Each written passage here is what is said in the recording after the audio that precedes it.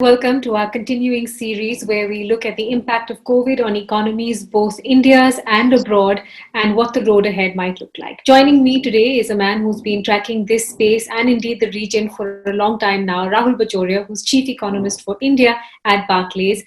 Rahul, thanks for joining in. Let me start off with the most immediate and perhaps stunning data that many economists are, sort of comprehending. Services PMI came in at 5.4 from 49.3. I don't think it was a surprise that it would be a muted number, but the figure itself was quite a shocker.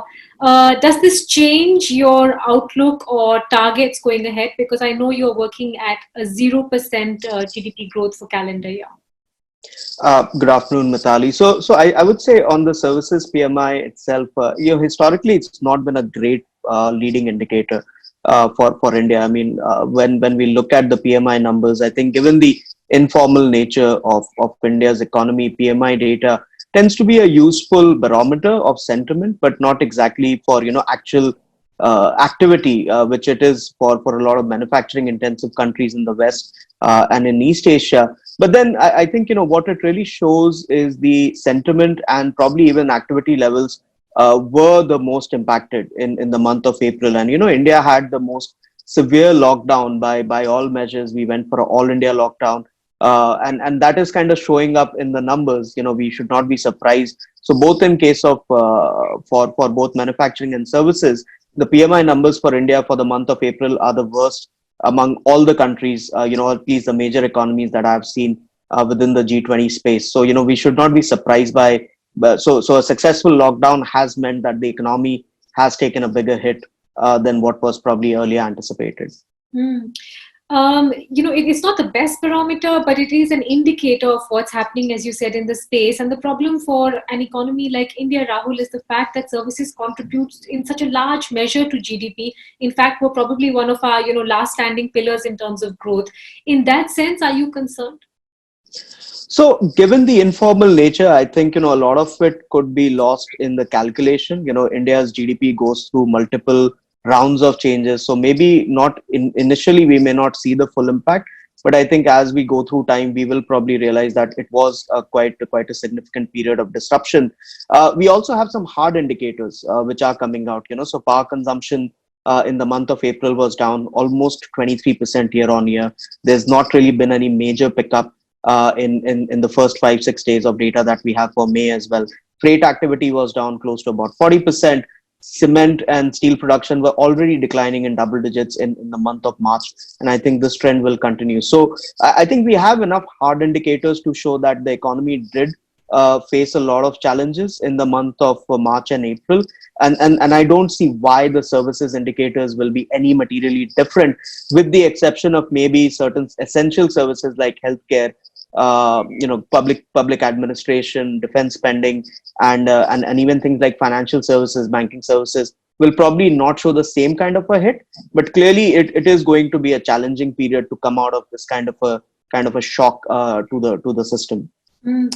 Before I get to what's happening in the region and global parallels, Rahul, there is concern about the fact that a much expected or awaited second dose of financial stimulus has not come into the system. I mean, that's one part of the problem, and the other is that any delay would be causing far greater damage to the system. How hopeful are you really of something very large sized coming from the fiscal side? And would you agree with the observation that there is damage happening as we speak if there is a delay in this stimulus? So I would say, there have been enough indications from the government side that they are working on something on the fiscal front, right? After the first package, which was largely focused on alleviating, poverty measures, and there were cash transfers in the system, food transfers as well.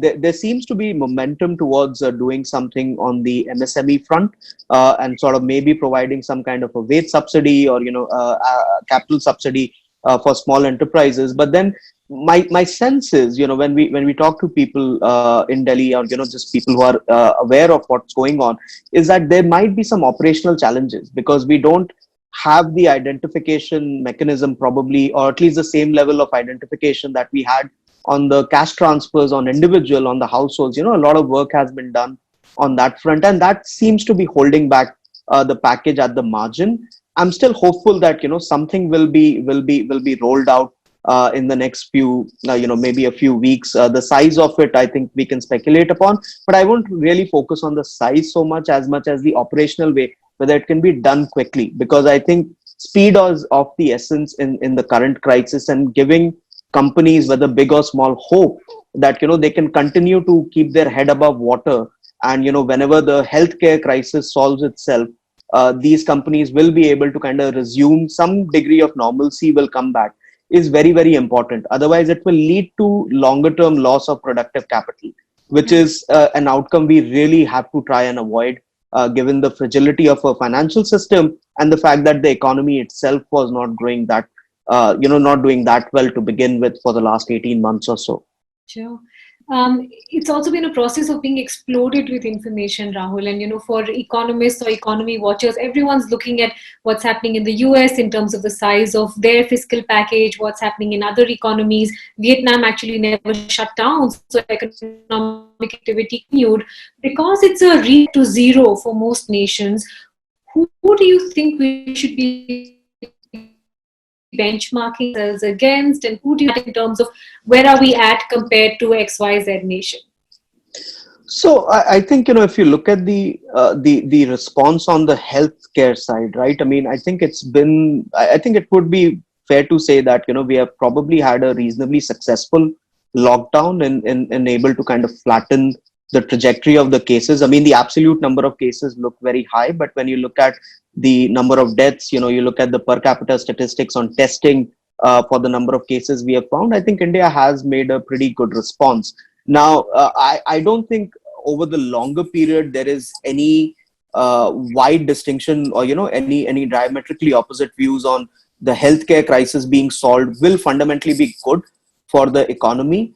I think as far as the overall fiscal support is required, I think we have to think more in terms of a rescue package at the current juncture, because even if the government was to, say, announce a very large scale classical fiscal stimulus package in terms of, say, building more bridges, building more roads, building more expressways, the fact is there are not enough people, not enough companies who will be willing to put in that kind of risk, in order to take those contracts. They will not be rolled out immediately.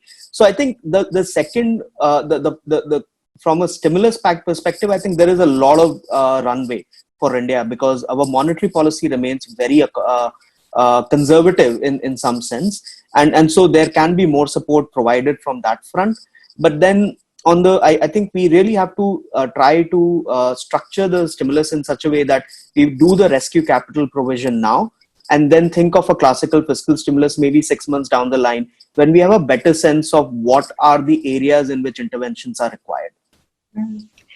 There's also an observation or a sense that perhaps there is a fear, both in terms of fiscal deficit slippage becoming very, very large on the one hand, and of course the impact for rating agencies. Do you think that seems to be a concern right now, Rahul? And do you think also in this environment it should be a concern?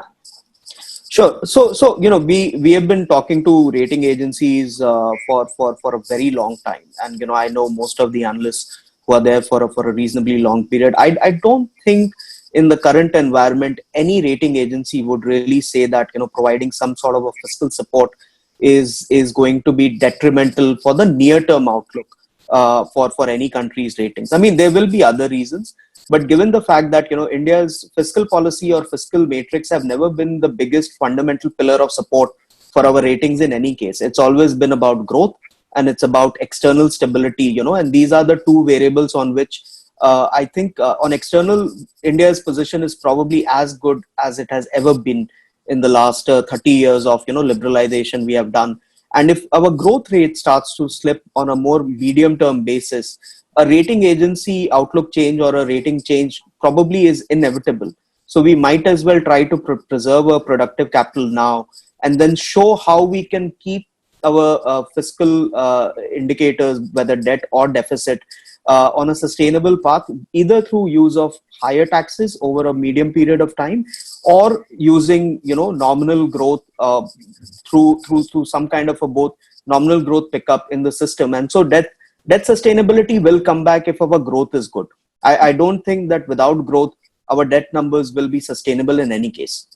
You've been tracking the region for a while now, Rahul, and what one thing we haven't lacked in is fund interest, whether it came in the form of FDI or in the form of FII within the capital markets. Do you see that pipeline thinning out or drying up, both from the region, because we seem to be consciously making those changes, as also from traditional markets like the US, etc.? Not really. I think the interest in case of India, is has been very high, and I think it will continue to remain high over a longer period of time, because even the pool of investable countries within EM has been shrinking. It's not just that India has been having issues. Whether you look at Turkey, you look at South Africa, you look at Brazil, Mexico, they've all had their challenges, right? From a growth perspective, from a fiscal perspective, and in that sense, I think India is well poised in some sense to benefit from ongoing interest. And we have seen the government as such taking steps to make access a little bit easier. So I think this is going to be a long term relationship between foreign investors and India, as far as both the FDI and the FPI investor bases are concerned. And here, communicating in a transparent manner about what the plans are and what are the intended outcomes, and what are then the mitigation strategies of preventing said debt spirals from happening, is probably going to be good enough for these investors to continue to engage in India. So we don't see really any fundamental change in the way people are looking at India from a EM perspective. If anything, India is looked at more favorably, given the situation with our external situation. Our external balances are very, very robust, and falling oil prices are going to be a medium term positive for us for the currency stability side of it. Hmm.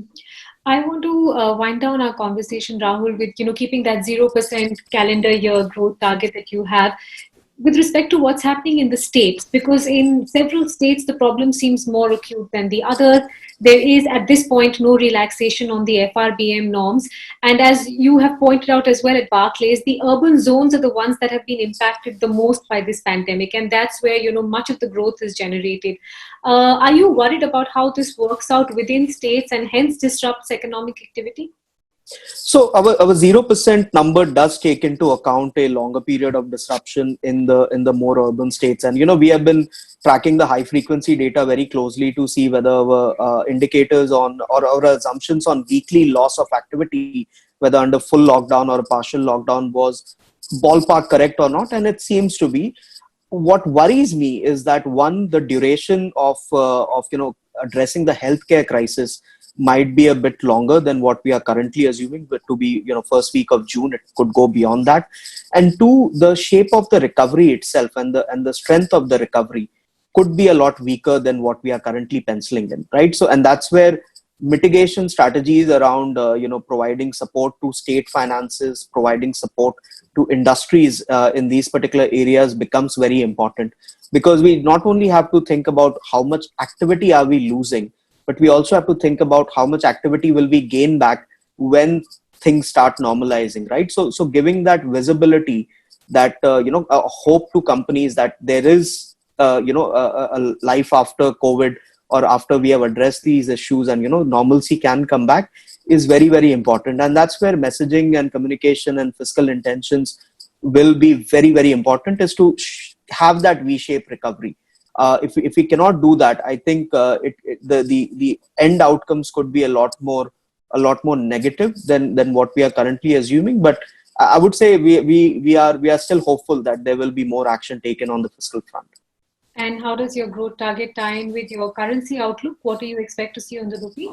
So, as I was saying, within the EM universe, Asian currencies have generally done a lot better than say the LATAM currencies, or even EMEA currencies. And within that spectrum, I think Asia and India looks relatively well poised. Our external position is good, but then the dollar probably will continue to strengthen. I mean, one, on account of the stimulus that they have put in, right? So the growth outlook, growth differentials might be higher in the second half for US to the relative to the rest of the world.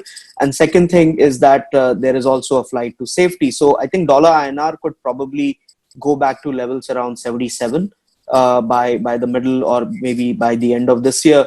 But then within that spectrum, we think that INR will be one of the better performing currencies within the same risk adjusted variables or currencies when we look across emerging markets.